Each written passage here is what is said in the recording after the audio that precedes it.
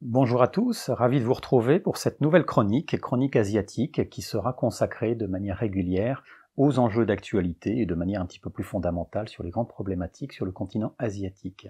Aujourd'hui, nous allons aborder cette question qui est celle du renouveau de la diplomatie chinoise. Renouveau parce que nous sortons de cette période qui a été celle du confinement avec les applications particulièrement restrictives dans le cas de la Chine. Et puis, on voit depuis maintenant quelques semaines la diplomatie chinoise s'activer de manière très forte. Des augmentations budgétaires ont notamment été annoncées à hauteur de 12% sur le secteur de la diplomatie. On a également un nouveau ministre des Affaires étrangères, M. Qin Gang, qui est ancien ambassadeur de Chine aux États-Unis, à Washington, ce qui au passage indique sans doute une volonté de reprendre le dialogue avec les États-Unis. Et puis on a surtout vu un certain nombre d'activités de cette diplomatie chinoise qui nous invitent à considérer que Pékin souhaite jouer un rôle de premier plan sur la diplomatie mondiale. Alors, il y a d'abord, et là on est dans l'actualité presque immédiate, ces pressions diplomatiques très fortes qui sont exercées sur Taïwan. On a vu le Honduras être le dernier pays à renoncer à sa reconnaissance diplomatique de Taïwan au profit de Pékin, et Taïwan ne dispose désormais plus que de 13 soutiens sur la scène internationale, ce qui est très peu, ce qui n'isole pas pour autant Taïwan du reste du monde, et notamment du monde occidental, mais ce qui démontre très clairement cette stratégie dite du chéquier de Pékin, qui va chercher d'une certaine manière à acheter des soutiens diplomatiques qui étaient autrefois ceux de Taïwan. On voit aussi, et peut-être surtout, cette volonté de jouer un rôle de médiateur sur un certain nombre de dossiers à la fois sécuritaires et diplomatiques. Le 10 mars dernier, sous l'égide chinoise, l'Arabie saoudite et l'Iran ont accepté de reprendre le dialogue, ce qui évidemment aura sans doute une incidence très importante et peut-être positive sur le Moyen-Orient et notamment les zones de conflit dans lesquelles ces deux puissances se font face.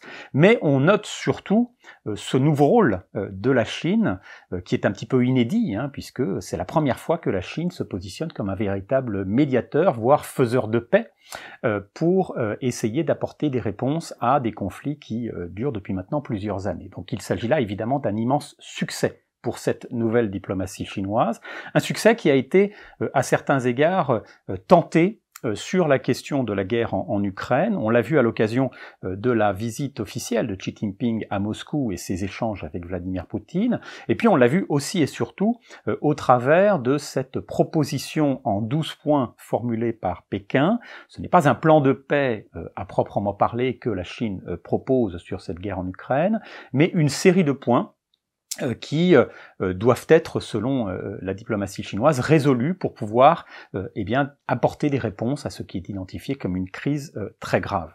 Détail intéressant, on peut évidemment reprocher à la Chine de ne pas être très précis dans cette approche, mais détail intéressant, côté russe comme côté ukrainien, on prend très au sérieux cette initiative qui a au moins le mérite d'exister, et même au niveau européen, on estime que s'il est nécessaire de ne pas non plus prendre pour acquis ce rôle de médiateur de la Chine, il faut accueillir cette volonté de la part de Pékin de jouer un rôle dans les échanges entre les deux parties. Donc là aussi, un succès qui reste évidemment à confirmer, mais qui nous montre que la Chine souhaite jouer un nouveau rôle en matière de médiation internationale sur la scène diplomatique. Tout cela se fait évidemment, et c'est peut-être l'objectif principal de Pékin, en remplacement des États-Unis, qui sont d'une certaine manière la grande puissance vacante sur ces différentes questions. Au Moyen-Orient, la percée chinoise se fait au détriment des États-Unis, et la Chine va chercher à remplacer les États-Unis sur un terrain qui lui était autrefois favorable. On voit la même chose désormais sur le théâtre européen, ou en tout cas la même volonté. Et la grande question derrière cette volonté d'un renouveau diplomatique chinois, c'est de savoir si finalement il ne répond pas à cette obsession américaine, à cette volonté pour Pékin de prendre tous les espaces laissés vacants par la puissance américaine.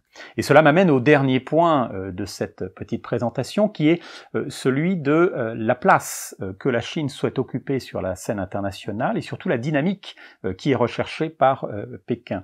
On voit que depuis la réouverture de la Chine, les dirigeants chinois sont très enclins à recevoir des dirigeants étrangers. Emmanuel Macron doit se rendre à Pékin en avril. Lula devait lui-même se rendre en Pékin là ces jours-ci, et puis pour des raisons de santé, le voyage a été reporté de quelques jours ou quelques semaines. On a une initiative chinoise en direction de pays africains, avec des personnages comme Wang Yi, l'ancien ministre des Affaires étrangères, qui a fait le déplacement pour essayer de renouer le contact avec plusieurs pays africains. On a des initiatives dans le domaine éducatif et culturel, avec la reprise des bourses attribuées à des étudiants étrangers, notamment africains. On va relancer la dynamique des instituts Confucius. Derrière, il y a aussi les nouvelles routes de la soie qui ont repris leur marche, même si évidemment on a repensé un certain nombre de projets. On voit que la Chine est à nouveau très active sur la scène internationale et en particulier en direction des émergents. Et cela doit nous inviter à considérer cette volonté chinoise de critiquer la mainmise par les pays occidentaux d'un certain nombre de dossiers, et en particulier les États-Unis. On se souvient notamment qu'il y a quelques semaines, le ministère chinois des Affaires étrangères a rendu public un document dans lequel on critique l'ordre international incarné par les États-Unis, et d'une certaine manière, la Chine revendique ce statut de porte-flambeau d'une forme de désoccidentalisation, dont les contours restent évidemment encore à définir, mais qui montre très clairement que la Chine ne va pas se contenter d'être plus présent sur la scène diplomatique internationale, mais va le faire avec un modèle ou un contre-modèle, et on va s'appuyer sur la critique de l'Occident pour essayer de proposer de nouvelles initiatives en direction des émergents.